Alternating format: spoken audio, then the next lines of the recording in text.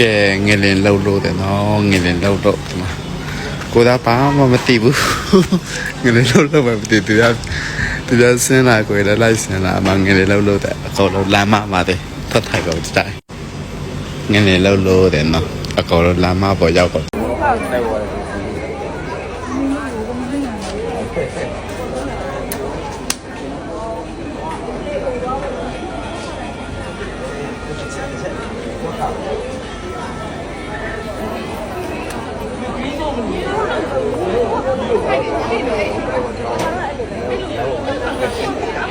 ကျိုင်းတုံမြို့အနီး Richter Scale 4.6 အဆင့်အင်အားရှိငလျင်တစ်ခုထပ်မံလှုပ်ခတ်ရှမ်းပြည်နယ်အရှေ့ပိုင်းကျိုင်းတုံမြို့အနီးမြေအောက်အနက်10ကီလိုမီတာကိုဗဟိုပြုပြီး Richter Scale 4.6 အဆင့်ငလျင်တစ်ခုဇွန်လ3ရက်နေ့မြန်မာစံတော်ချိန်ည9:59မိနစ်အချိန်ခန့်မှာလှုပ်ခတ်ခဲ့တယ်လို့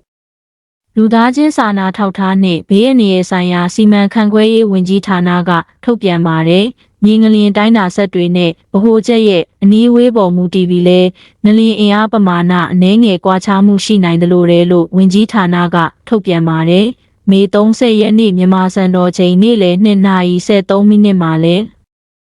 ရှမ်းပြည်နယ်တောင်ကြီးမြို့အရှေ့ဘက်73ကီလိုမီတာအကွာမြေအောက်အနက်10ကီလိုမီတာကိုဗဟိုပြုပြီးRichter Scale 4.4 အဆင့်အင်အားနည်းငယ်ရှိတဲ့မြေငလျင်တစ်ခုမေ30ရက်ဒီနေ့မြန်မာစံတော်ချိန်နေ့လယ်2:13မိနစ်မှာလှုပ်ခတ်ခဲ့ပါတယ်။ရှမ်းပြည်နယ်တောင်ကြီးမြို့အရှေ့ဘက်146ကီလိုမီတာအကွာမြေအောက်အနက်10ကီလိုမီတာကိုဗဟိုပြုပြီး Richter Scale အဆင့်ငလျင်တစ်ခုမေလ28ရက်မြန်မာစံတော်ချိန်နေ့လယ်2:28မိနစ်အချိန်ခန့်မှာထပ်မံလှုပ်ခတ်ခဲ့ပါတယ်။မကွေးတိုင်းပခုတ်ကူမြို့အနောက်တောင်ဘက်19ကီလိုမီတာအကွာမြေအောက်အနက်10ကီလိုမီတာကိုဗဟိုပြု Richter Scale 3.8 အဆင့်ငလျင်တစ်ခုမေလ29ရက်မြန်မာစံတော်ချိန်ည10:42မိနစ်အချိန်ခန့်မှာလှုပ်ခတ်ခဲ့ပါတယ်။မေလ29ရက်မြန်မာစံတော်ချိန်ညနေ9:54မိနစ်မှာမန္တလေးတိုင်းရမဲသိမ်းမြို့အနီးမြေအောက်အနက်10ကီလိုမီတာကိုဗဟိုပြု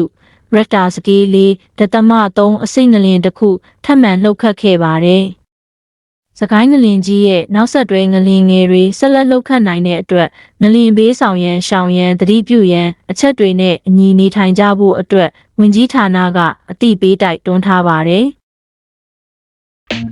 ။